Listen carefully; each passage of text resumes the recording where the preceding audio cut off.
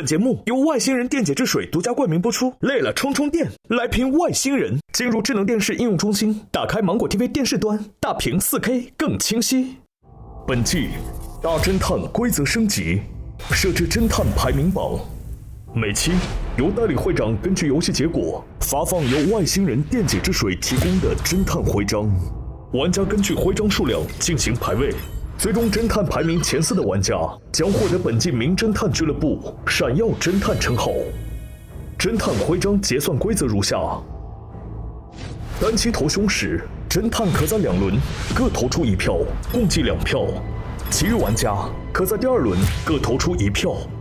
若检举凶手成功，投票正确的玩家各获得1枚徽章。侦探若2轮都投对，则额外获得1枚徽章。若检举凶手失败，则真凶获得6枚徽章。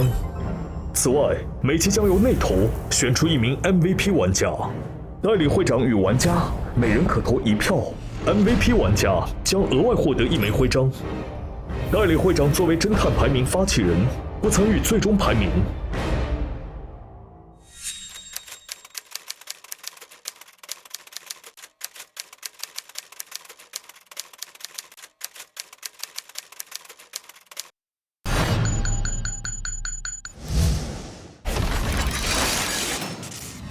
然后接下来在他的这个行李箱里发现了一个密封的文件袋，文件袋里写着“真拼真能干，真的新目标”。前几日，真网红深夜与陌生女子共饮，并在酒后一同乘车离开，两人举止亲密。据小道消息得知，醉酒女人疑似从未露面的蔷薇导演新导演，更有知情人士透露，蔷薇5疑似重新开拍，真成功攀上新导演，携手进组，共创美好人生。又是真的新闻。2051年的1月5号，这可是真的搭上手了啊！是这样的，当时呢，我不是第4篇我想完结了吗？我想开启我新的作品。然后其实我虽然说有一些名气吧，但是大家只认我这个 IP， 我新的作品没有人给我投资，然后我就很郁闷。突然间，这个真网红有一天联系到了我，说有这么个机会，我以为是我终于有新的机会可以拍新的作品了，我就去吃这个饭了。然后呢，就见到了这个皮总，皮总呢上来就跟我说，首先呢，蔷薇啊，这个事儿啊 ，IP 在我这儿，这是第一点。第2点呢，大跟欧都搞定了，所有人现在就等你了。如果你不来的话，等于说你这个事儿就是背信弃义的。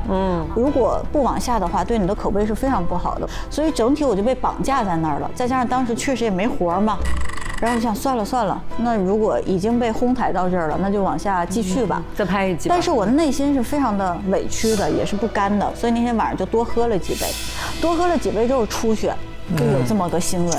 其实我就是有点喝醉了，真网红扶着我，但是他自己想制造这么一个舆论。是的，真网红就是这么一人啊，对，什么都来点，其实就这么简单，是吧？但是啊，这底下写着帮你把这事儿压下来了，你以后可注意点。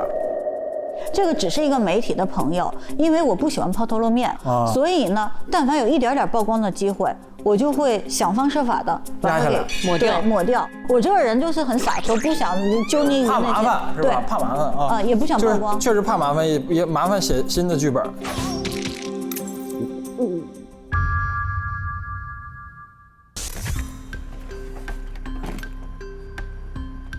哎呦，哎呦。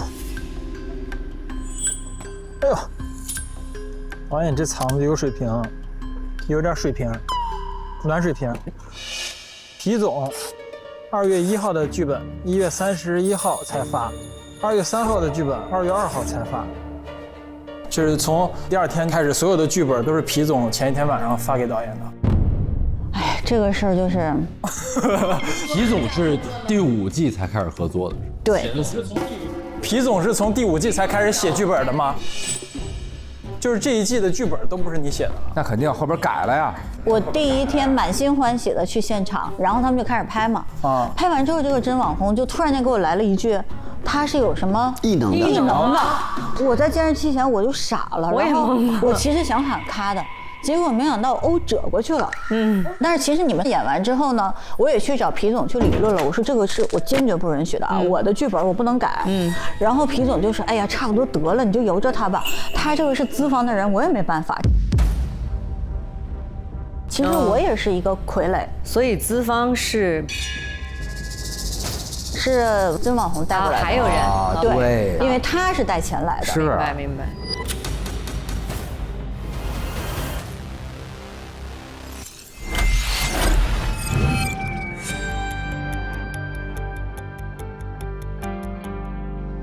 那下面到新郎，好，哎呀，我去了蓉的房间。蓉呢，首先我感觉啊，一开始他应该是他的一个粉丝，他有他的这些小卡，追星，你是他的粉丝。你拿出你刚才的气势来。对呀，带着语气说出来。你现在给我摆出这种表情是什么意思？你还委屈了是不是？大家没有，我从他刚刚开始走红开始，就还是一个男大的一个形象。我觉得哎，他这个男孩子长得很帅，然后我就给他私信，就说哎呀你很棒，但是如果能在穿着上再注意一点，你的粉丝会更多。然后没想到他给你拉黑了。没有，他给我回私信了，他约我一起吃宵夜。那我想说，哇，我的偶像居然可以线下这样就去来见我，我就很开心。然后见到真人，他也还蛮好看的，所以呢，他就一来二回的呢，就很熟了啊，熟了，对。我也会经常给他一些穿搭上面的建议。然后有一次呢，他就跟我说，他说，哎呀，你不要看我现在有那么多粉丝，但是我很难的。哪儿难呀？我一个人要经营所有的事情，就问我说，你能不能帮我？我想我能为我喜欢的人做一些事情，我非常开心。我知道女生喜欢看什么，所以我都用女生的视角去帮她去做这些事情。所以就是大家以为他们爱上的是他们的偶像，其实他们爱上的是我的人。哇！你现在是为他做很多事情嘛？你不光帮他维护粉丝，同时你帮他 P 图，对吧？你帮他剪视频，对吧？这事儿你也干。然后呢，就是他帮他拍的视频就。女友视角的啊，就都是那种，哎，就跟屏幕互动的那种。哦，所以你们在一起过？那肯定得在一起啊。哦，有女友视角的肯定是在一起的。经纪人是真的女友。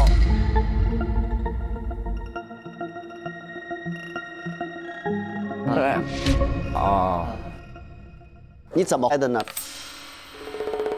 就是因为我很喜欢看这个剧嘛，有一天我又在看这个剧，他说你怎么老看这个剧？我说这个剧非常火，如果有一天如果他们重启的话，你能在里面演一个角色，你一定会大爆。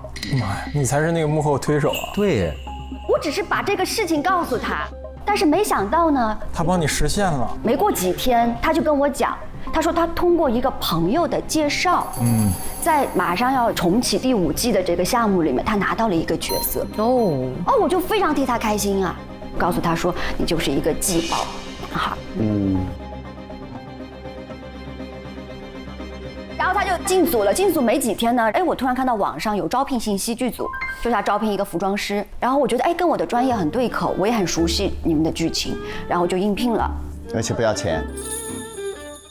给不给钱不重要。我知道了。对，你有问过他通过什么样的朋友找到这个工作的吗？没有哎，没有。OK， 好。然后我应聘成功以后呢，我想给他一个惊喜。直到他们就是我试妆的时候，我再见到他，他吓一跳，他说你怎么会出在这儿？我说我应聘成功了，我是你们的服装师。然后他说，可是我现在是上升期。什么上升期啊？上升期不能有女朋友。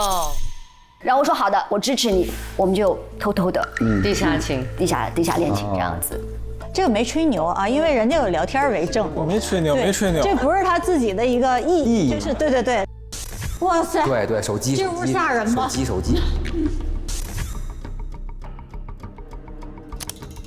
宝宝有你的关心，我就不怕了。他叫他宝宝是吗？哎，下面这句怎么是骂我的？吃瓜吃到自己。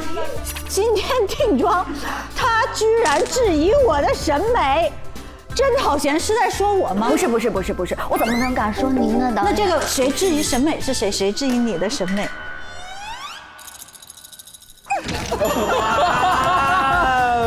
是在说我？没有，不是他说是他嫌弃那个他说欧不喜欢他给他搭的衣服。是说你？对。不是，他找的衣服很漂亮，但是完全不符合律师的人设，我才说他的。是这个事情。你也太容易生气了。暴怒。我非常喜欢欧蔷薇这个角色，所以我有机会来给你做衣服，我就想把你的曲线、你所有的美都展现出来，所以我给他设计了一条非常美的裙子，我满心欢喜的给他，结果呢，他就把我骂了一顿，他说：“你知道我的人设是什么样的吗？”我是非常冷冽的，我说女强人不适合穿裙子，可是我觉得一个那么厉害的女强人，为什么就不能穿裙子呢？谁给的刻板印象？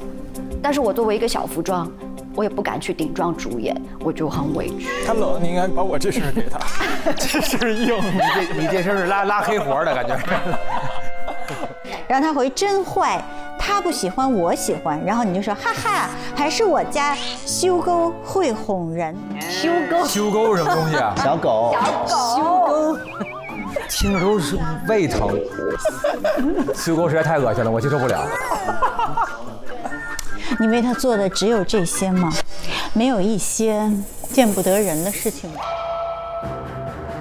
我在他的房间看到了人参那个姜片儿。我这个姜片的作用是1口晕头转向，2口不分东西，3口神志不清，万物皆可泡，催吐也很妙。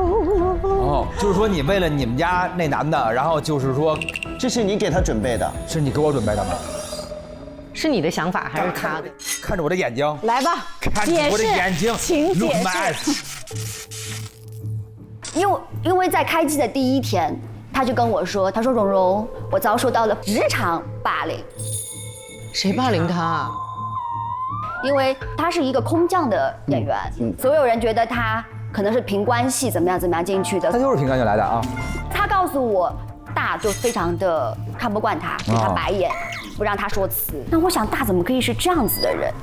我就有一点怀恨在心。虽然造谣是他造的，但是你帮他做的这步，人参水。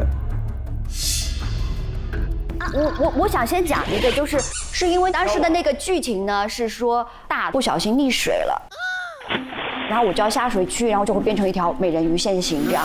大以死做局，进入海中，诱骗异能者救他。我就在想，哎呀，为什么是大呢？不能是真？就是我就是千方百计的想帮真去拯救机会。他有那么漂亮的腹肌，如果女粉丝看到那个腹肌的话，不是会给他加分嘛？我就想让他在这个剧里面有机会能够展现他的腹肌。就下水的得是他，不能是大。对，我好惨，我真的我快生气了，越听越窝火。他都为这个戏都买脸盆了，你真的是。我容易吗？你看我腰子，买脸盆。然后呢，我不知道嘛，然后呢，我又确定说欧是不会游泳的，那这个戏必须是一镜不能 NG，那只要大在上一场戏不能出现，那下一场戏就该轮到他了，真来下水。然后你就给我下药了，是不是？就他那有个姜片吗？对，所以我就把那个姜换成了用那个高浓度的人参水泡过的那个姜，但那个姜其实，真也是平时也会吃的。它是泡水吧，对吧？对，因为刚才谁说拿保温杯过，它是泡水，它不是直接吃。那就是说他在真身上闻到的是这姜片的味道，只能说明真喜欢喝姜茶，但是他没有闻到，就是他真正起问题的是那个高浓度人参酒泡过的那个，那是泡的那个成分其实是没有味道的嘛。原来是你。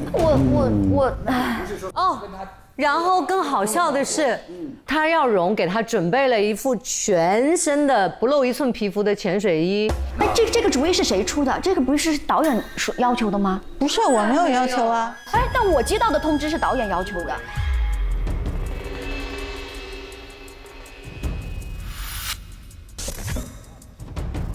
这是啥呀？他房间里面有一个这样的潜水服，破了个洞。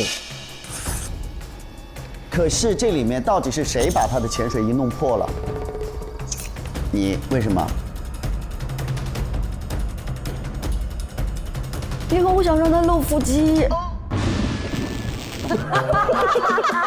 对呀、我想要他露腹肌啊！这太好笑了，这因为是这样子的，就按照那个新改的剧情，我就想让真穿一个泳裤，然后导演说他不可以，因为它是电鳗，电鳗一遇到水，它就会放电。电鳗，我天哪！一条季爆的电鳗。这个烂梗真的。然后我就去给他买了一个香水潜水。你们抛开这个设定，是不是改完精彩一点？对，这个剧的受众会很广。那我想问一下，可是一个潜水衣，你把它弄得多破才能会露腹肌呀？是这样子的，我就是想他只能是穿连体的嘛，对啊而且他脸都不能露，所以我就是还买了一个脸基尼。然后呢，我就偷偷的把他腰间的那个线拆了。当时我去救他的时候，我就挣扎，你就扯他就把那个线扯开，他的腹肌不就露出来了吗？后来发生什么？后来确实有一个比较细节性的，我不知道为什么。他是不是溺水了？对，哎，你怎么知道？对啊，因为我去搜了他呢，他溺水了，对不对？对，他溺水了。然后呢，因为不能 NG， 这条结束之后呢，到了岸边，我说你要不要去看医生啊？他就不要，他跟我摇手说不要，我还觉得他很敬业。招儿太多了。那你觉得你付出这么多，然后无怨无悔？我们来听一段录音。哇塞，这是吧？这就有点无聊了啊，蓉。哇塞，拿都拿不出来。拿回来了。我现场听嘛，他不会给我们每个人上姜片吧？然后就是让我们都得死。播放2051年2月3日23点录音。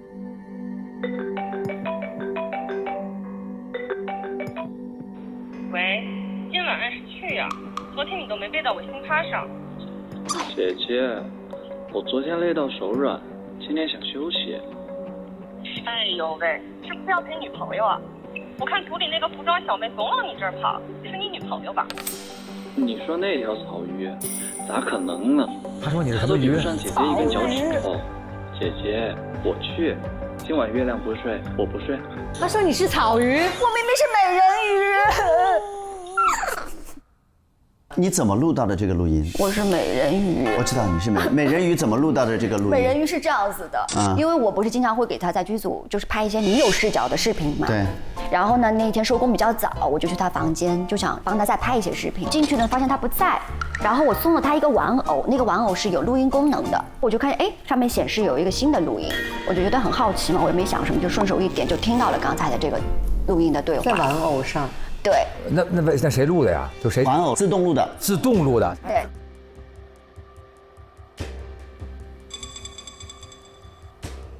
就是有时候人吧，遇到这样的事情，就是会把脑子放在沙里面。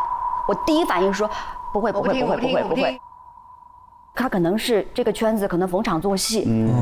但是呢，我也想问问他，我就开始给他打电话，他怎么都不接。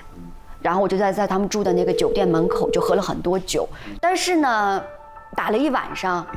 也喝了一晚上。我也喝了一晚上。当我再有意识的时候，是第二天早上了。然后我是在欧的房间。哦，你把它捡到了，他在路边。对。哦。送给你留作纪念吧。你说完了？我说完了。在欧的房间，为什么在欧的房间啊？因为我那天是拍摄的第4天，大已经进医院了。还有人想着我的，我以为有。然后我就收到第二天剧本说原定是大欧2人共患难嘛，不就换成他了嘛。然后我半夜就很生气，自己睡不着，我就下楼去想买东西喝，结果就遇到他了。我就想说他怎么喝得烂醉，还在路边念念有词的，没办法，我不知道他住哪里，我就把他背回了我房间。2月4号早上我在他房间。对，2月4的早上。啊。然后呢，欧就给我递了一杯蜂蜜水嘛，跟我说你是不是失恋了？那我断片了呀，我不知道我头天晚上喝多了说了什么，然后我就不置可否。然后他说，除了爱情，我们其实有很多可以追求的事情，但我也不知道该接什么，很尴尬。然后我就说，好，谢谢你，我走了。你有在网上看过他和真的绯闻吗？看过。你生气吗？我生气啊！我去问了那个真说什么呢？真说是他想蹭真的流量啊，他想蹭真的流量。对，我说那很简单，我帮你写一篇稿子去澄清这个事情就好了。他说不用，我能被利用，就也有价值，而且现在在就是剧宣期，我也需要吃红利。OK， 好，哪个话都让他说。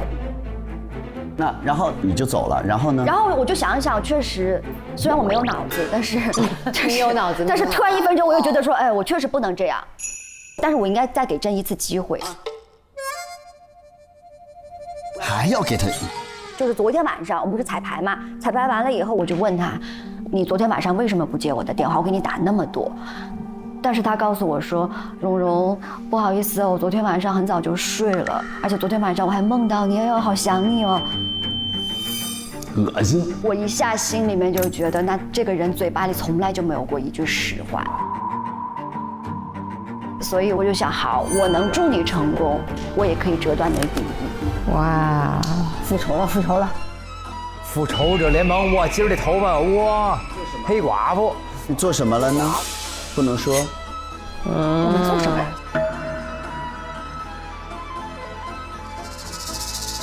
但是我带入蓉的话，就是这种遭遇好像产生的不太会是杀机，就是得让他难受。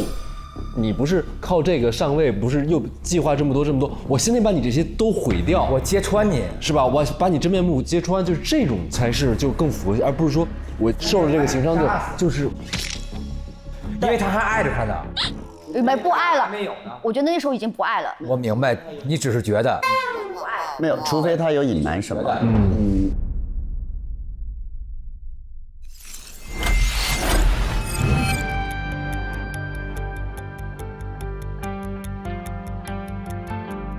我去的是陈助理的房间，他有一个铁盒子，铁盒子里面放了各种系的开机红包，小幸福、加油表弟，他应该是一个在剧组打拼好多年了啊。哦，你其实，在跟真工作之前，一直是在剧组工作的。我一直是那个树片的小演员。明白了，树来屋的啊。铁盒子写了一个100步到位，第1天开始是一个白菜。然后2、3、4、5、6、7、8、9、10，然后鸡腿，后面变成牛排，到最后有一个正式的盒饭，好像他在剧组里面就是从菜鸟开始吃的这个东西，到后面吃到演员的盒饭的感觉，是吗？对，是，就我一路走来，待遇的变化，谁还不是从小演员做起的？我出生在一个小山村，一路来到了树来屋，我就听见一个欧主演说他之前刷了100个剧组，突然就刷到一部爆剧哦。我原来在树飘，明白。我也开始刷。第1天我吃的是一个特别粗糙的，只有白菜的盒饭，然后我一直刷到第95部戏的时候，哇塞，我已经从远景拍到中景，然后拍到近景，然后吃到了普通盒饭里有一个鸡腿儿。哇塞，你95部就会吃口盒饭，可以。我现在觉得我不惨。95部吃到一个鸡腿儿，我觉得这事儿也不难，对我来说指日可待。季报男主马上即刻要报了，季报男孩即将就是你了。然后吃到98的时候，我人生的一个重大转机来了。新导给我安排了一个特别重要的角色，又有人物，又有台词儿，又有情感，又考验演技。然后我演完之后，他说你演得特别好，你接下来就按照这个演，你还再去揣摩。我这儿那天正好缺一反派哦，我就开始看，我说哎，这个魏助理身材不错呀，我还上去捏了一下，哎不错，这肌肉不错，就你了。我没想到他给了我无限的惊喜。他虽然是个新人演员，他就演出了那种外星人来到这个地球啊，就又协调又不协调。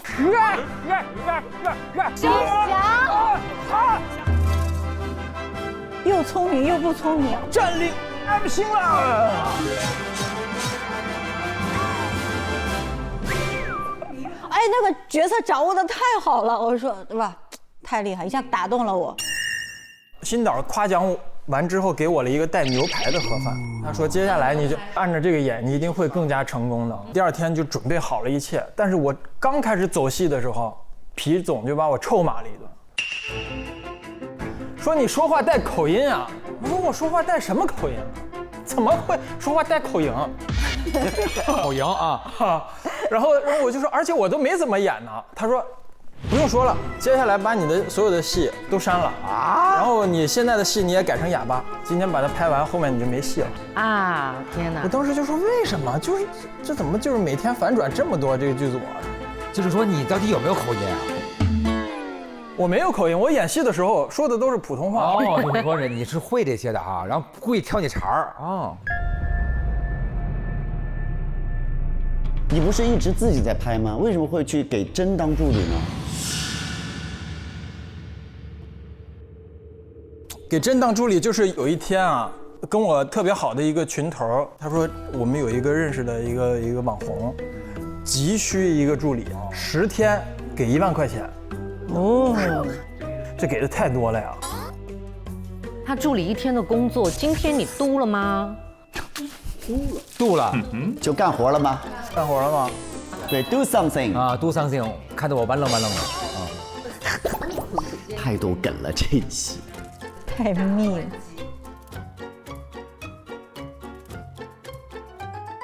就是他的所有的时间特别满，12点钟才能大脑关机，对词啊，这食堂选品，每天他吃什么呀？推拿护理啊，入睡的控场是干什么？入睡不能吵，半夜还要起夜来护送，这个时钟排得好满。听见没有？这助理比你忙，他对真比你了解。我每天只有半夜12点，对，才是他大脑关机。12点到早上3点，我可以休息。你是人机吗？牛马。这个非常的有道理。企业护送这个项目之后，一定要大脑关机，要不然这天过不去，各位。忘掉，没有发生这个事情，没有发生这个事情。哎，季报男主。点了他笑穴了，要停不下来了。这个，你为什么要接这么辛苦的工作啊？就是想赚钱嘛。他的这个水壶里面藏了2个纸杯做的最棒的演员做的一个奖杯，是谁给你做的？里面还写了甲方诚邀乙方成为101亿唯一男主，筹到资金后立刻开拍，2051年的2月3日。前天啊，答应个什么事儿？谁跟您签的？我的伯乐。谁还没有个伯乐？谁呀？谁呀？我不是你的伯乐吗？我的伯乐。谁嘛？谁嘛？啊，这不能跟你们说呀，我们签的是保密协议。啊，保密协议。哦。有一天啊，我就跟我的伯乐在闲聊，他就开始就是说你是干嘛的，然后我就把我拍的戏给他看看。看完这个戏，他还对我评价很高，我就突然发现我已经从一个量变变成质变了。因为一开始我来这儿就是打算混个盒饭吃，然后后来没想到我因为跟这些优秀的表演艺术家一起合作，然后慢慢的身体里那个艺术细菌吧，就是 DNA 动了 ，DNA 开始动了，被激活了，你知道吗？你支棱起来了，对。我的这伯乐吧，就他有一个导演梦，他说我下一部戏啊，我准备写一个101亿，口音这么重啊，101亿啊，101亿，他就是101亿，没错。这里面的这个男主角呢，他是一个外刚，内柔，还有一种那种反差萌，然后你看你肌肉也有吧，就是这个特别适合你，下一部戏咱们合作。我说一言为定，我就给他签了一个这个保密协议，然后他也临时就是拿到这个纸杯。给我做了个奖杯，他说我先给你发个奖啊，以后就一言为定。哦，这么感人的，你有点燃哎。还有一个在花盆里藏了一包肥料，叫肥嘟嘟好料，一口急速长膘，肥美永不反弹，吃了会一直发胖。给谁吃的？是给人吃的吗？这肯定不是给人吃的啊，但是有些不是人的东西给我吃了。给你吃的，你是被别人啊。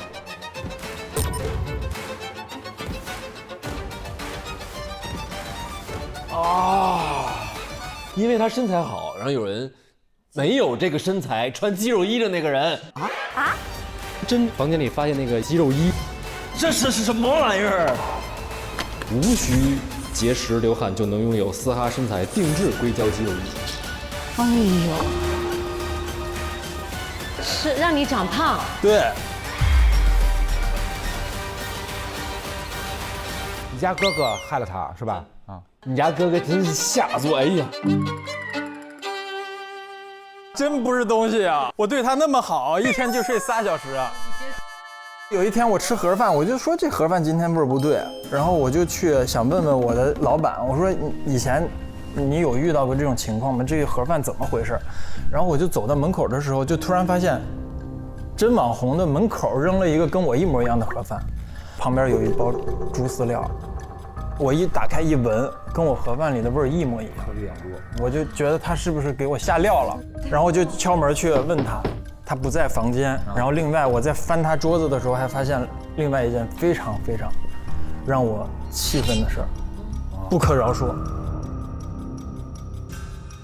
我发现桌上有一个他的剧本，剧本上写的，他说魏助理戏太多，跟皮总说把他的戏全删了。啊，那就不想让他有这个机会。他可能听到导演夸你，他感觉到了威胁。对。魏的理由，戏路被堵死了。这部戏我的戏也没了，下部戏我跟我伯乐的约定，他必须要8块腹肌和肌肉，反差萌没了，我里外都软了。现在已经胖了，一场空啊！我一定要让他付出代价。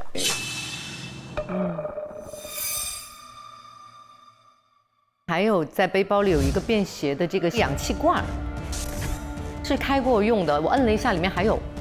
是啊，我这不是缺氧吗？一想到这事儿就头疼。啊？只是为了自己吸氧。啊。以上就是这里的发现。OK， 好。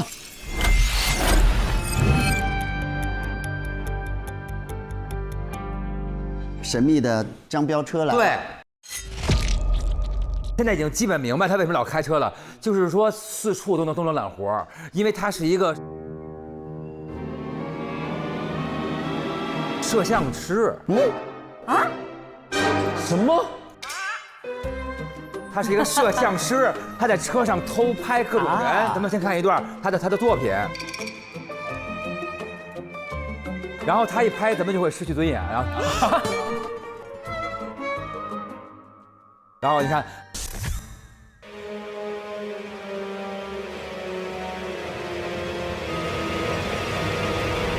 是我吗？他故意要去做一些这种角度、别人的动作，抓角度抓得好。明白了。那等于这个偷拍跟刚才的结合在一起来的时候，你是跟真合作嘛？告诉他要摆哪些姿势，还是你给他打工？我跟真也就合作这么一回。2月1号那天拍了一个开车的戏。但是我跟真不是也同组演员了吗？然后真说我今天带了妆发，然后助理不在，你们能帮我拍点东西？我说这演员就为了免费让我练手吗？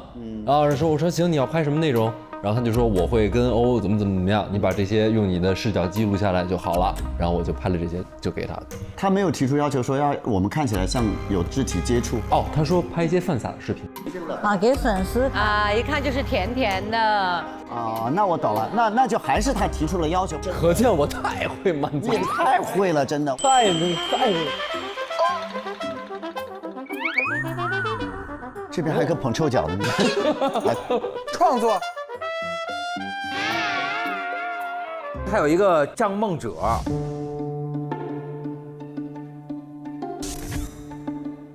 什么叫账梦者啊？为了实现梦想而记的账。哦，好多高级词儿。对，我真没听过。1月2号只挣了，就是汽车小片挣了500，然后6号挣了1000，到28号一直都是车模小片、汽车广告。你不是狗仔吗？你的职业是？首先啊，你们对我的职业就是认知一直错误，什么这个什么偷拍呀、什么的，因为你没告诉我们认知错误是应该的呀。是的，我是一名导演。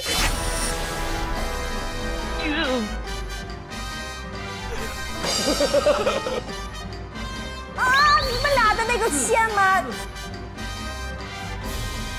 他是你的伯乐。对啊，看不出来导演的气质吗？看不出来我们是未来的银雕奖的最佳导演跟最佳男主吗？我们已经约定好了。那年夏天，夕阳下的奔跑。加油，兄弟！加油！银雕奖势在必得。什么呀？他胖了还可以吗？没问题，改剧本。我可以。胖了没问题，改剧本。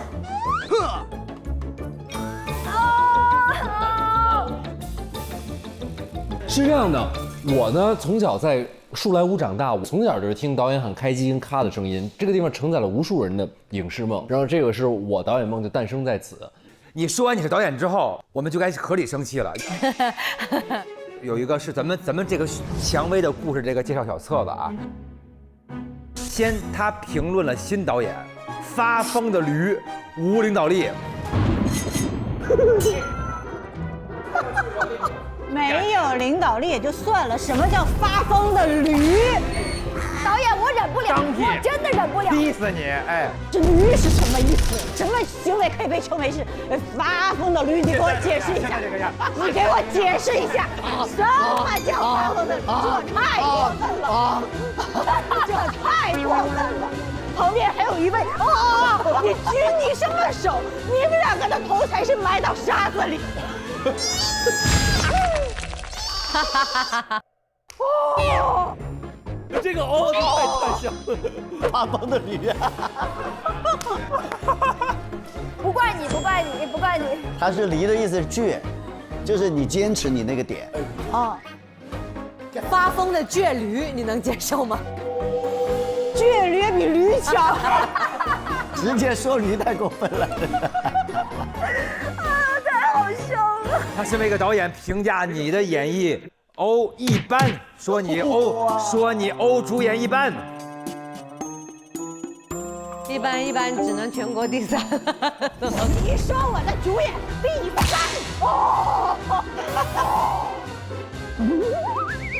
他不仅说他一般，他说我也一般。你就算了，确实一般。你算了。然后呢，他说真网红是搅屎的棍，小牌大耍。但是他对皮总还是很承认的，他说还是专业的人干专业的事儿。他唯一承认的是他。是这样的，蔷薇的故事1到4季我是非常喜欢的。我知道要拍5了，然后以司机来应聘的。我有一天正在给他们就是干一些活，从边上路过的时候，新导突然就说：“哎，张若昀老师你也在？”我说：“谁？”他说：“像，太像。”我说我非常热情的邀请您来我们组演司机，因为你太像张若昀了。后来他很开心啊，我们俩相处得很好呀。然后紧接着我就以演员的身份也参与到这个创作了。但是开机第1天让我大失所望，新导就到处在骂人，然后演员也不按他说的演。现在拍的跟他想要的完全不是一回事儿，对，所以他说没有领导力，没有领导力，对。这个时候皮总来了，皮总说我是这个戏的监制，他给我们开了一个会，说我们大家要对齐颗粒度，要理解剧本的底层逻辑和人物底色，抓到抓手，形成组合拳，找到问题的关键。Cool。respect 专业人士。我就被这些破词儿蒙蔽，他就专业了，我就像倔驴了。哎呦，不是倔驴，是驴。还是这个张梦者1月31号，他写的是子定能赢。也不知道他赢什么。然后呢，到了2月1号微赢，然后到了2月2号封神之战，这个得解释一下，这什么意思？要么就说皮总是我的贵人呢。这1月31号这天拍摄结束之后呢，正好分配到我送皮总回家，路上就夸我长得好看，问我想不想进这个行。我说皮总，我的梦想不是做演员，我说我是一个编剧加导演，我已经完成了一个剧本，我就把我的剧本给他看了，就是101，就我的101是皮总看了说，剧本是个好剧本，但是现在这个行业呢不缺好剧本，需要资源。皮总说这样，我今天晚上正好有一个局，有几个姐，她们喜欢投资，没什么别的爱好，就打麻将。然后今天晚上，就是说跟他们打开心，就把我带到了一个麻将局上。我就心想啊，就我这个数来无小确神，我就从小到大打牌我就没输过。然后我那天又穿着紫色的裤子，我说这指定能赢啊！到那儿我就开始大呼特呼。我不知道为什么那个房间的空调开得贼热，皮总就说有事先走了，就剩我一个人跟仨姐姐在那儿打牌，然后我就拖到最后就剩一个小背心了，然后反正姐姐们输了很多也那么开心，我也没想明白为什么，他们说从来没见我这样的，让我多来，然后我就想说，哎，这个局有点意思，哎，皮总不愧是我的贵人，他是想让我靠打麻将起步，我说这个地儿好，我以后得多来。第2天又去了吗？微赢吗？去了，连续3天，对。还发生了点什么吗？房间越来越热吗？这越来越热，对。就算是陪大姐穿裤衩这个局啊，也是有很多人就是心里有很多的想法。背心不是裤衩，背心。就这赛道很拥挤是吧？很拥挤。你们家那位，他居然觉得这个司机他不配去。他们俩有一个信息。真跟他说有些局啊，你这种人就根本就不配去。然后他给他回了一个很幽默的，他说：“哎，我从晚上到现在总闻到一股味道。”然后那边说：“哎，然后什么味儿？”他说是一股爹味。然后他说：“你不要抽象，说别让我再看见你，否则……”然后2个人就是反正就后边就开始生气了。哦，等于你在一次跟那个他们打牌的时候碰见甄了。对，2月2号就去了。然后我觉得这个甄是不是个傻帽？他根本就不会打牌，过去就是故意放炮，然后各种让人读。结果你赢的都是本来真想要大姐姐赢的，结果你赢了。我觉得不会打牌，然后他一放炮我就接，他一放炮我就接，他一放炮我就接，我就把就是他给姐姐们点的炮全都糊我这儿来了。然后他就回去就说我不配，然后我心里想你不配，你会打麻将吗？对，然后哪个姐姐尤其的高兴，在8万上还留下了一个吻，这儿有一个麻将吻吧。为啥呀？2月3号这个局上又来了一个新人，哇塞，好挤呀！真没有来，然后我很意外的在这个牌桌上看到了魏。我的天哪！然后魏也很奇怪啊，魏就不管房间里多热，他也裹得严严实实的。然后有一个姐姐拿起了一张8万，说：“魏，我知道你要这张牌，是不是？”就亲了一口。然后我们说，然后我就说：“姐，他不要，我要，我是有2张8万，我能碰。”然后你给拿走了啊？对，我就给碰了。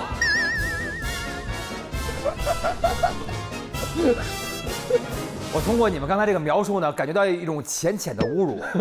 你去了，他去了，没有姐姐叫过我去，从来没有，我从来没有听说过这个局，我一直在住院。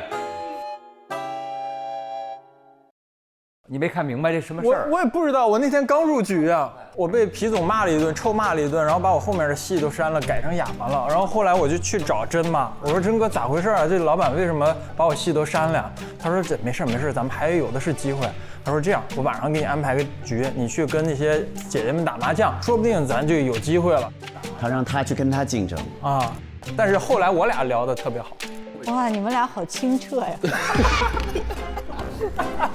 ！5分钟从打麻将开始，好清澈呀！回去路上，我一摸裤兜，我发现那个口红那8万，就是我碰完了，可能就揣兜里了。看那个，我就在想，什么意思？皮总带着我们组里边长得好看的男演员打麻将，然后为什么那个空调那么热？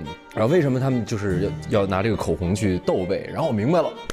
这哪是麻将局啊，这是不正当，这不正当的一个业务局啊！不行，就是这不是我做事成功的方式，以后我再也不去了。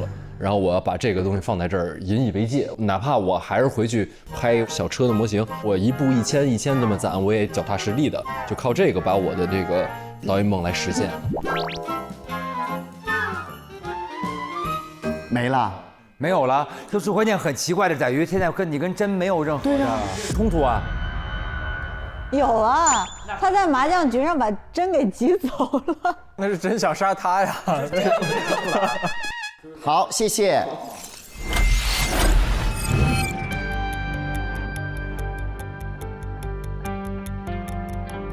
我去了真那边，然后陈哥也去了。如果我说完了，还有那个你补充一下，好，我就补充一下，行。我们在真的环境里边找到了蔷薇的故事5原本应该是什么样啊？就是大一开始接到的剧本。短剧《蔷薇的故事5》情节概要。本来这个故事一共分为4趴，第一趴新的风暴已经出现，委托人真初登场，欧大在线接单。第2趴车速还能不能再快点？欧大真3人组极限营救目击证人。到这会儿还真只是一个正常这一季的一个阶段性角色啊。第3趴，我觉得我还能再抢救一下欧大对抗反派，陷入危机。就您在医院没拍成的戏份啊。第4趴，人生赢家的世纪 HE 赢下官司，欧大合伙开办事务所啊，这是原本设计的剧情走向。原本其实到第2天的时候，剧本已经变成了是大不流星反派外星人要摧毁地球，欧被外星人追杀，他后边已经改成这样了，对啊。然后为什么会变成这样呢？首先真肯定在里边从中作梗了，它上面写着我一定要成为大男主，用求婚捆绑上位。所以他跟你求婚，他用捆绑，因为求完婚不管你同意还是不同意，他就有这事儿了，就是有一个关联了嘛，就等于他有新超话了，又有新超话了，对，人家有新超话，非常可恶。他有这个想法 ，OK， 那他是怎么计划，并且是怎么实现他的计划的呢？这儿有一个蔷薇的故事演职员表，他在欧蔷薇边上标了一个故意亲近并找人偷拍，吸血欧 CP 粉可以用送上门的继父威胁。继父是哪个呀？就一张图动图。继父图，对，继父，我以为快递继父什么意思？到付和继父，这一个东西有这么多谐音吗？要找一堆谐音吧。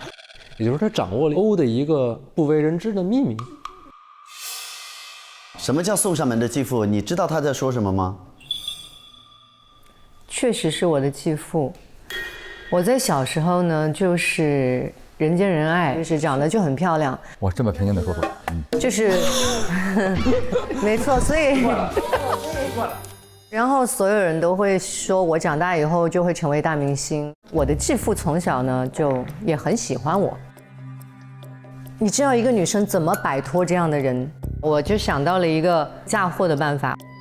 有一天他带我去朋友家做客的时候，我偷了他朋友的一个翡翠手镯放在他的包里，然后就借此把他给嫁祸进了监狱。对，从此以后我就摆脱了他。我不知道他怎么知道这件事情。昨天晚上吧，我回到酒店找到真，我就告诉他我明天不会完成那场戏的，就是真欧求婚，然后他就拿出了跟我继父吃饭的照片，然后呢，真就要求我老实演完，否则他就要把我曾经的这个黑历史公布出去。后来我就答应真了，我就妥协了。欧这边他想的时候用继父来威胁，然后大演员这边他的标注是只会刷超话的人不足为惧，不足为惧，不足为惧。用仙人掌刺就可以轻松抢走他的感情线他利用了仙人掌的刺，不是你自己踩到的，他扎你，他故意扎到你，但是是你买的。对，我不买的话也没什么。你不买的话，可能他用别的扎你了。哎呦喂，如果运气是空气，我简直没鼻孔啊！来。然后导演这边写的是，之前进去过的姐姐跟他一起踩过缝纫机，不配合就用这个把柄威胁他。你进去过啊？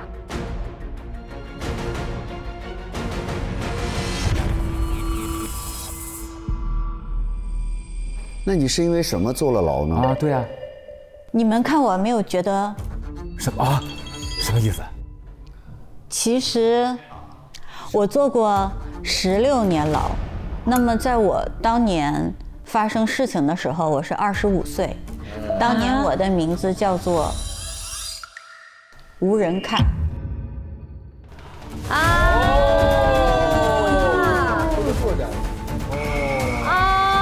天哪！我即将成为电影界的新星，票房巅峰，新晋电影导演无人看。你是无人看？对，不知道你们还我记得那个故事，当年有个报道，就是有一个女孩，别人以为是被谁杀的，但是她是自杀的，无人看有做一些事情。真普通啊，她是一个特别文文弱弱的这种女孩，天天叫她过来讲笑话，骂她，羞她。每天他一进你办公室，你就让他哭。哎，她只要一哭我就高兴。她把利刃扎进了大出版的身体，其实是帮真普通报仇。他希望给真普通一个公正的回报，公正的审判。然后我就进去了嘛，进去之后，经过16年，在这个狱中，我就把我这个蔷薇这个故事把它完善了。因为原来你们可能看过新闻，应该知道原著它叫黑暗森林。黑暗森林呢，其实是我的好朋友真普通他的一个作品。这本《黑暗森林》写的完完全全是真普通的故事。普通渺小平凡的生命，只能任人宰割吗？兔子带着伤痛黯淡死去，总有一天他们会受到命运的审判。它里边他把自己化身成了一个小动物，大家都来欺负他。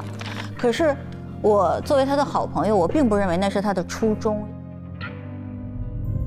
鲜血浸染蔷薇，每个动物都认为自己无罪，但每个动物都有罪。如果蔷薇能够许愿，希望有公义的审判为我存留。我希望我重新创作的这个角色可以替她发声，我要让她变成一个大女主，我要让她身上她遭受过的所有的不公正都能被审判回去。所以我就给她改成了蔷薇的故事。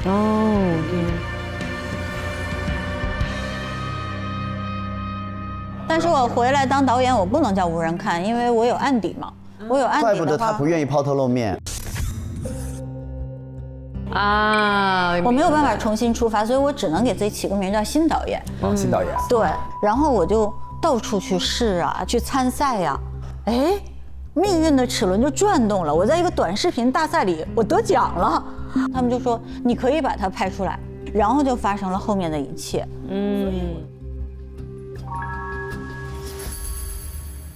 一个是送上门的继父，一个是进去过的踩缝纫机的姐姐，对。可是真怎么会知道这件事呢？以前是狱中的狱友。等于别忘了，新跟麻将局上姐姐一起踩过缝纫机。对。然后魏助理他标了一个好拿捏。好拿捏。他有写我吗？有写。来了。他写我什么？来了。工具人。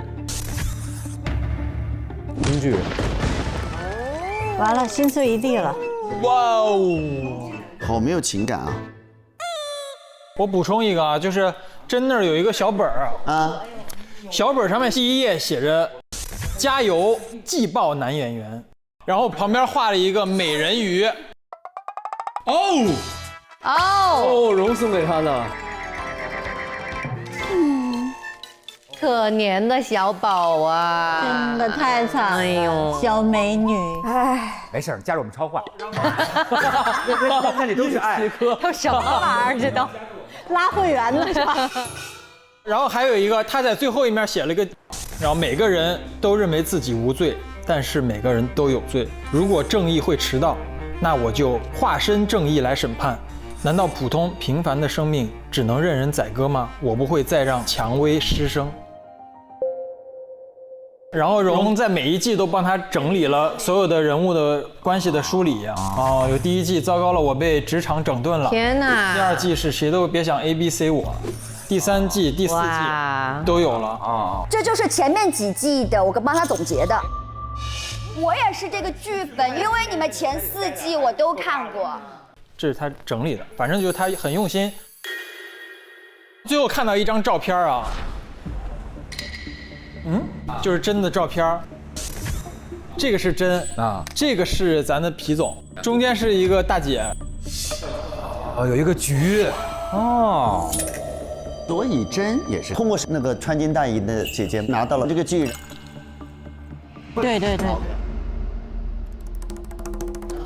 真这边我们差不多就先分享到这儿。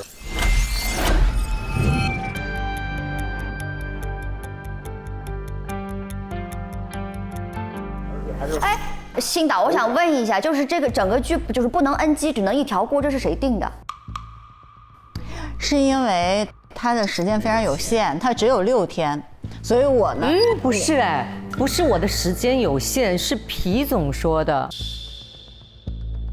不，皮总说我们这次的那个预算经费有限，然后呢，我们的档期只要7天就可以了。跟我说的是你只有6天时间，6天必须要拍完，反正就是皮总规定的。因为一个越长的剧组，它就越难操作，让真在这里边。因为不是一条过的话，真临时改戏是不可能实现的。对啊，因为它只有一条过的机会。对，所以他让你误会我没有档期。对，那么现在真已经走了，这个人呢，我是去了他的房间，解释一下魏助理的那个氧气罐那件事情。看看身上有什么吗？兜里，哎，有。这是他跟魏助理的一个聊天，是在2月1号，就是你们拍摄的第2天，真跟魏说买点氧气瓶，魏说收到。他前面有一个原因啊，对啊，为什么要买这个？这就是你的错了啊！因为你给他的潜水服破坏之后造成了他的溺水而这个溺水呢，可能大家不知道，有一种疾病叫做迟发性溺水。迟发性是什么意思？这是真发给他的，不知道是真有这个症状，还是他有些担心。在2月1号他溺水之后，他就给魏发了这个，他引用了在网上截的一个科学知识。近日，一个男子下海呛水后获救上岸，但3天后却不幸去世，被诊断为迟发性溺水。这是一种在溺水获救后数小时甚至数天内会发生的溺水反应，表现为呼吸困难、窒息等症状。若救治不及时，将危及生命啊！所以下海需谨慎，一旦口鼻呛水，后续若出现身体不适，应立即就医，有条件的可先给予半卧位吸氧，并尽快送往附近医院救治。他让我买这个。你给他用了吗？没有。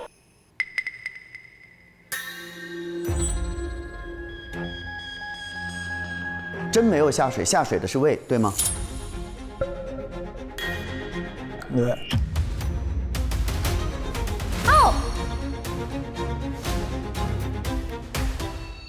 我是他的水替。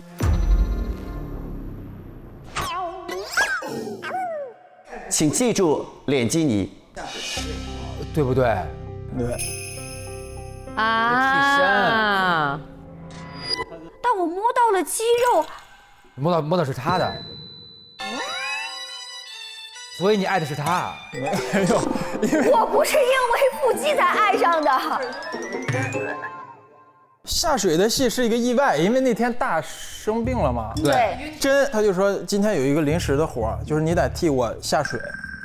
等会儿你就别管，你就穿着那个胶衣下水，拍完这段戏上来，然后你就再替换回我来。我说没问题，但是我在挣扎的时候突然就腿抽筋了，我就有点呛水了。你就挣扎。呛水的时候突然有一个人来救我，然后就把我救上来。但是他救我的时候就很奇怪，他一直在撕我的衣服。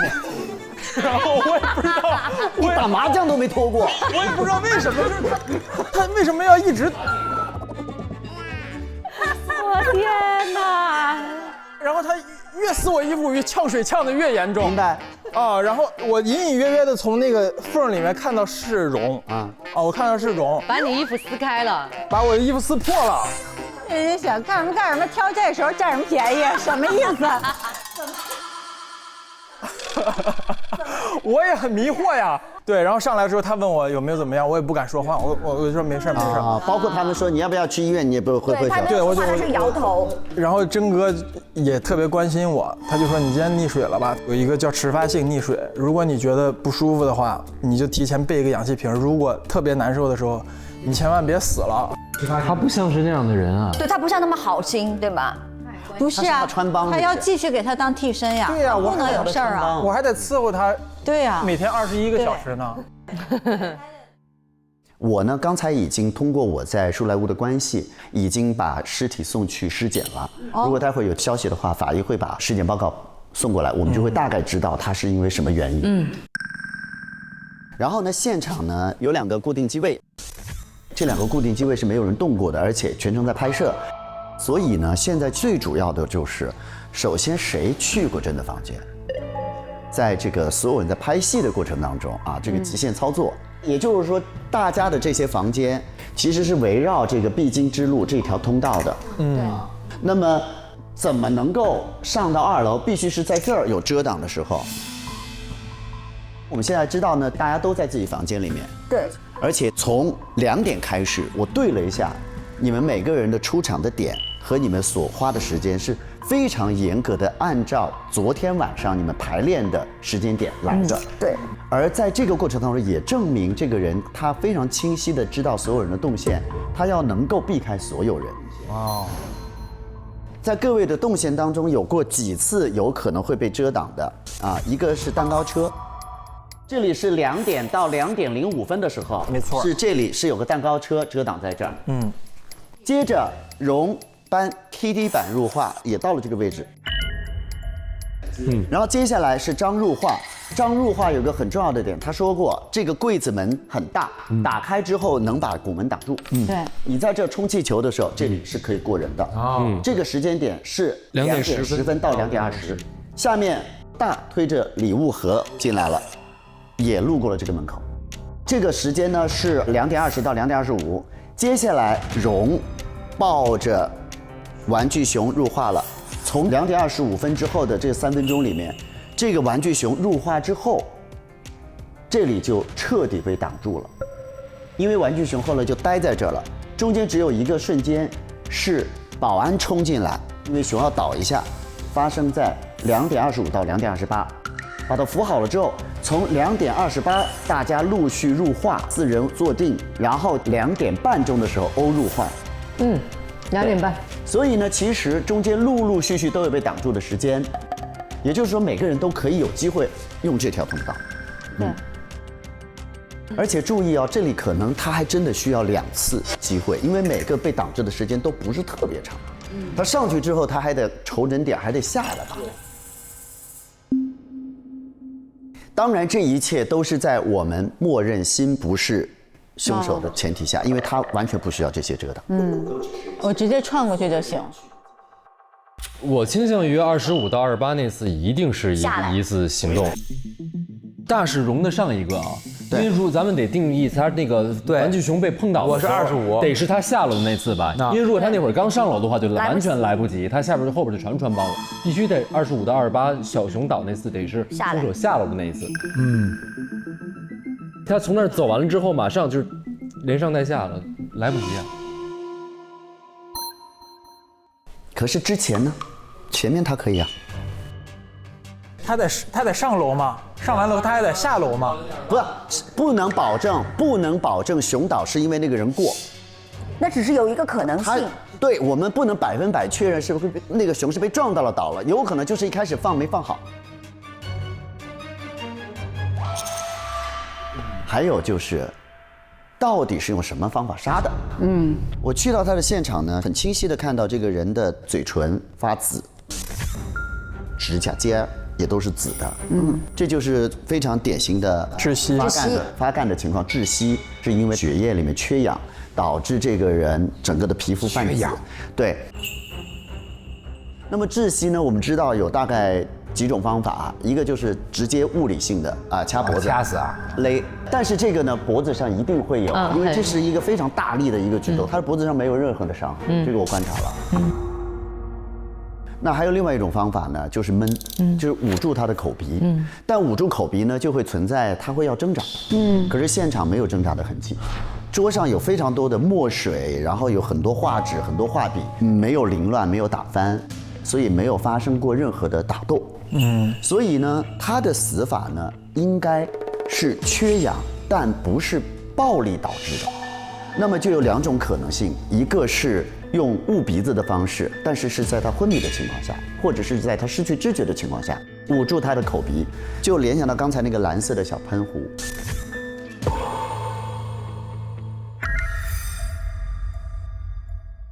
然后呢，我们知道蔷薇的剧组确实缺钱，他们欠了2333元的水费，而且经过多次提醒之后，也还是没有缴纳，严重违反了树莱坞剧组的相关规定，即日起对拍摄区域停止供水。就是树莱坞的剧组管理处发的这个，就是说这个建筑物里面是没有水的。然后呢，树莱坞也不允许带饮料进入到拍摄地。蔷薇别墅为拍摄区域，为保证拍摄现场的整洁与安全，严禁携带食物、液体等入内。门卫每天开拍前会检查现场，对入场人员安检，违者罚款2万元。这个意味着什么？这个现场如果你渴了，只能喝上头水，你只能喝那个上头水啊。因为戏里有啊，因为现场提供这个，而剧组非常贴心，为了不让大家渴着，所有的上头水都是没有度数的。他写的是，这是一款度数很低的上头水，意思就是你喝没事儿，不会有任何的状况。但是呢，就被我发现，它有一整箱的上头水，其中开了2瓶，有1瓶被倒掉了一些，有1瓶是可能是刚刚开的，被倒掉了一些的这个标是被后贴上去的。这个标撕开之后，里面叫百步倒，喝1口，100步之内睡1天，是足够放倒一个人的。真喝了那个，要么是喝了一个，要么是被喷了那个，都有可能。所以呢，它不是临时起的杀机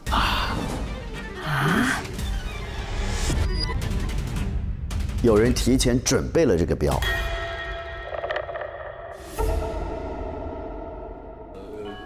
哎呦，等一下，法医来了。朋友们，首先跟大家讲死亡时间，2点到3点，这个没有什么疑问。没有疑问。他死于溺水。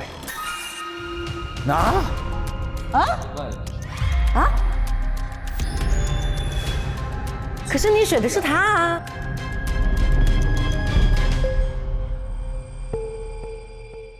经尸表检验和尸体解剖，发现死者肺部有少量积水，确认死因为溺亡。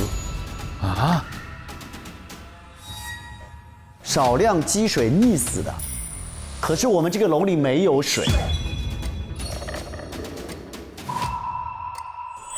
会不会是比如说他反正肯定是第一是先晕，肯定要晕，对吧？晕了以后就拿那点水顶住他的呼吸，他要吸他不就吸那个水了吗？那个荣说那个有一种可能，就是人如果在睡眠或者昏迷的时候，我比方说把纸，就一层一层的纸盖在你上，然后湿的纸糊在你脸上的话，就是在梦中你就是不停地吸入水分，最后那个纸就是挣脱不开的。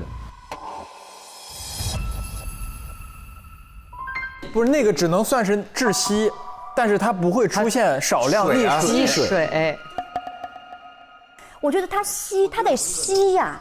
死者肺部有少量就是吸进去的。对啊，不是喝进去，是吸进去的。肺部有少量积水。你要这么说的话，我就想重新回到那个纸篓一趟啊。这个纸篓里边出现了好几种纸和一个带水的小瓶子。这好几层纸里边有锡纸，有普通的纸巾，我摸上去是有点湿的，纸巾是湿的，纸巾是湿的，它甚至还有保鲜膜哦。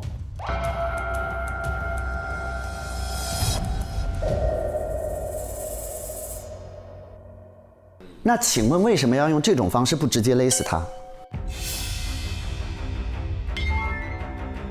说明想利用这个迟发性溺水这个漏洞，因为大家不知道前2天溺水的不是真，所有人并不知道，只有我知道。你怀恨在心，说怎么这么狠呀？让我来干这个事儿太狠了。可是虽然只有你知道，但是会用到这个方法的人，不见得不知道迟发性溺水，因为连针都能搜到。可是大家都以为溺水的是针。那就是大家都知道他溺水了，因为是拍摄现场。对，大家都知道他，大家都认为溺水的是真，所以掌握这个的人，他不需要知道溺水的其实不是真。对，是的。我想把大排除一下，因为大在医院，他连什么这个那个都不知道。你是不是也不知道他溺水了？我不知道，因为我去医院了，现场的人才知道。对，所以我是不知道。现场有你们5个都在，你负责开车，他负责做替身，他负责救他，他是陪伴的女主，那是导演。哎，又来电话了，谁？皮总。啊，皮总。哎，皮总。喂，小何。哎。你现在到什么进度了？我现在工作过半。啊，好嘞。我现在有个非常重要的事情要宣布啊。有个非常重要的事情要宣布啊。你说。你召集大家来蔷薇别墅等我。现在啊？对。好，来了，马上来了。我现在在过来的路上啊。行，明白了，好，谢谢皮总，马上到。蔷薇这个系列的故事比较突出女性之间的一些情感交流，因为我不知道后面会发生什么，但是我就是有一种隐约的感觉，有可能是2个女生，甚至有可能是3个。心是完全没有这个可能性，因为他在2楼嘛。荣在喝醉了的时候，他在酒店外面等待真，但是事实上是欧把他接回去的。欧其实有对荣的状态进行了一番安慰和开导。那我觉得这件事情对于荣来讲意义其实没那么简单，在他心中欧应该也会变得更加的重要。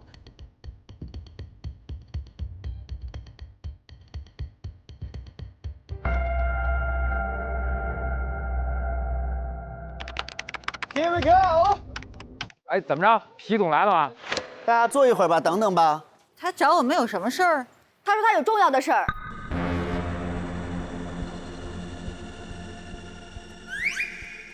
哎，来了，大家都来了。哎，好了。哎呀，今天呀，我有一件非常重要的事要告诉大家。在我不断的努力之下呢，给咱们蔷薇舞拉来了新投资。当，就是外星人。恭喜啊！新导。以后一定要注意一定要把这个客户完美的融入到剧情当中，可以吧？来，大家尝尝。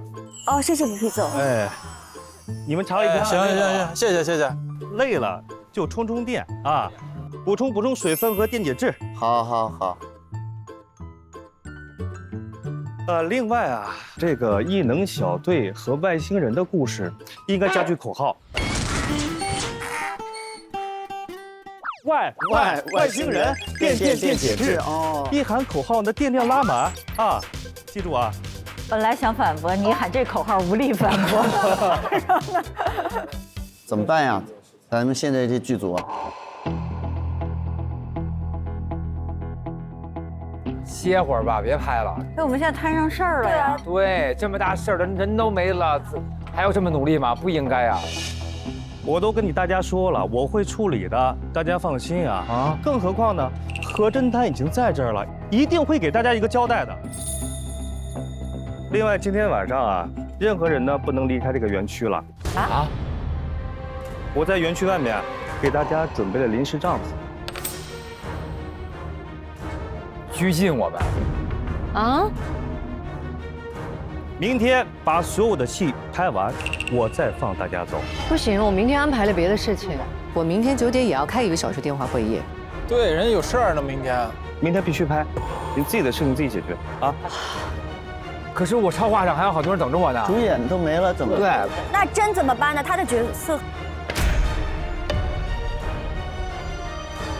也放心吧，晚点呢，我会通知大家的新剧本情况啊。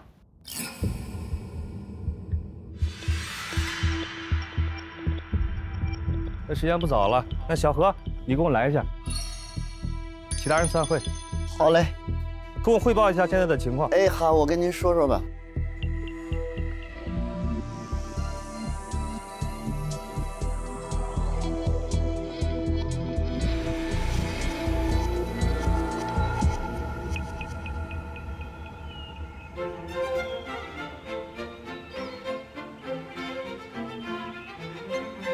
来，现场各部门准备，我们最后一条，3、2、1 ，Action！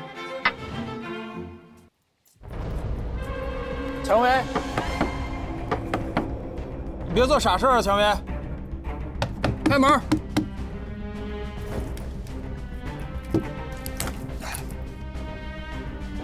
你怎么了？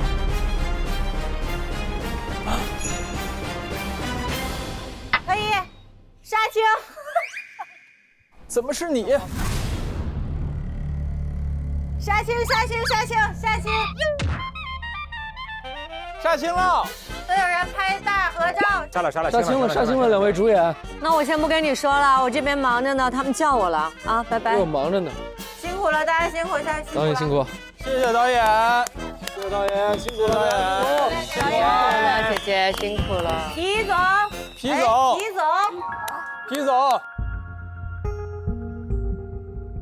这我们去找找他吧。我们去皮总办公室看看。皮总。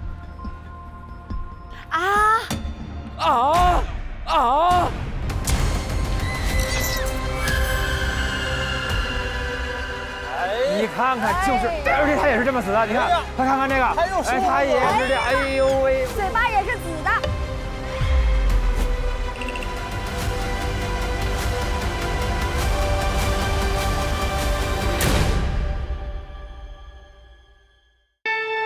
你好，贾怀道，你怎么来了？哎，你好，郝文蔚。哎，皮总。今天晚上任何人不能离开。不行，我明天安排了别的事情。把所有的戏拍完，把他给写死。哎呦！凶手到底是怎么带水进来的？手环？每个人都有这手环。多一个。他想让我们发现啊？我有拍到穿帮镜头吗？卡被调包了。有人不想让他拍进去。他为什么要做这件事情？各位的杀人动机非常强烈，但是不可能的点是没有时间。两岸不是一个人干的，合作。但是选错了人，你就把自己给卖了。不对。第2个案的人在保护第1案的人。这什么时候知道第1案的人是谁？嫁祸。有人无差别甩锅，我并没有那么迫切，他就是想毁掉这个剧。他该死！弄他，我杀他呀！凶手是全世界最不想知道真相的人。这个计划天衣无缝。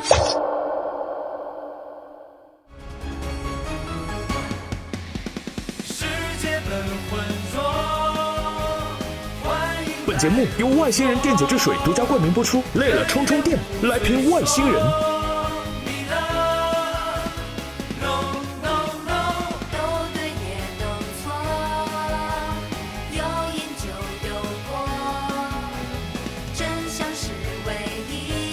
更多精彩内容尽在新浪娱乐微博综艺、新浪综艺。上微博关注大侦探官微，解锁更多节目惊喜福利和独家互动。上微博搜索话题大侦探，并参与讨论，和微博侦探团一起在线高能探案。短视频特别合作平台抖音，内容合作平台小红书，短视频合作平台快手，特别合作中国邮政、同程旅行、百度 App、百度百科、醒图。